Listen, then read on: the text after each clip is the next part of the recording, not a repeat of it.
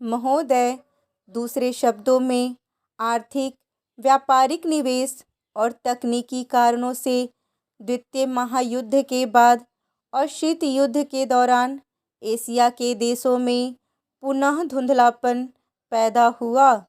लेकिन यह बात सही नहीं है कि एशिया की संस्कृति और सभ्यता को पश्चिम के प्रभाव और आधुनिकतम तरीकों ने नष्ट कर दिया। हाँ, एक धक्का ज़रूर दिया, पर समय समय पर एशिया का यह रूप, एशिया की यह सभ्यता और संस्कृति बलशाली तरीके से उदयमान होती दिखाई देती है। पंडित जवाहरलाल नेहरू ने 1945 में अपनी पुस्तक डिस्कवरी ऑफ इंडिया में एशिया की पहचान पर लिखा है कि 1000 वर्षों से जब यूरोप अपने अंधकार के युग में था, एशिया ने अपने मनुष्यों की प्रगतिशील आत्मा को प्रभावशाली ढंग से दर्शाया। उन्होंने यह विश्वास भी जताया कि एशिया की संस्कृति और सभ्यता यूरोप की संस्कृति और सभ्यता से अधिक प्राचीन है।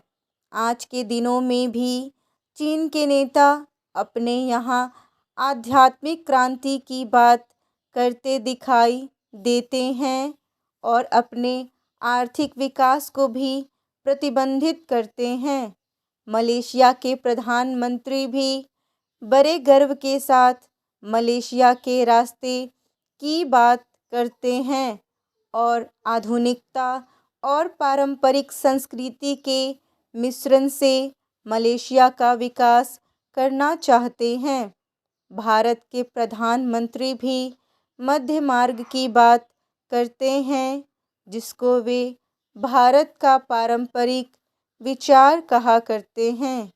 वियतनाम के यशस्वी नेता भी साम्यवादी विचारधारा को पारंपरिक सहिष्णुता के अनुसार ढालना चाहते थे।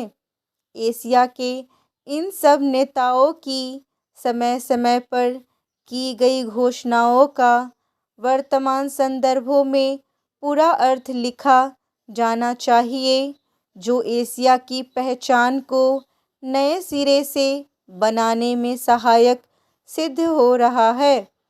यहाँ यह भी बताना उचित होगा कि हाल के वर्षों में एशियाई देश, विशेष रूप से पूर्वी एवं दक्षिणी पूर्वी एशिया के देश, एशिया के सुदृढ़ देशों के रूप में उभरे हैं और उन देशों के आर्थिक विकास की दर विश्व के किसी भी अन्य देश के आर्थिक विकास की दर से अधिक है तथा जिनके आने वाले शताब्दी में विश्व आर्थिक व्यवस्था के निर्माताओं के रूप में उभरने की आशा है।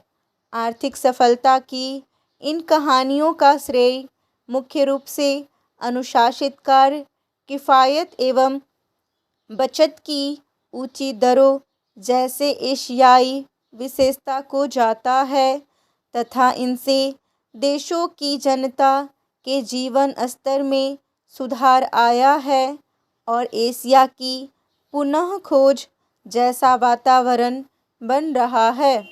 एशिया के देशों में अब आपसी भाईचारे की भावना उभर रही है और इससे ये देश परस्पर निर्भर हो रहे हैं तथा शीत युद्ध के प्रभाव से मुक्त होते जा रहे हैं।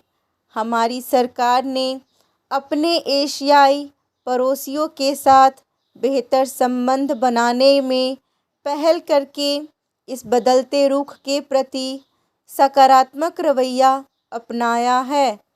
इन सब प्रश्नों का जवाब आज उपलब्ध नहीं है, लेकिन शनय शनय इन प्रश्नों में ही इसके उत्तर मिलेंगे। एशिया अपने इन प्रश्नों के उत्तर में एक नए एशिया को जन्म देगा और अपनी एक नई पहचान बनाएगा। यूरोप और अमेरिका के आधुनिक औद्योगिक विकास में फ़र्क नज़र आता है।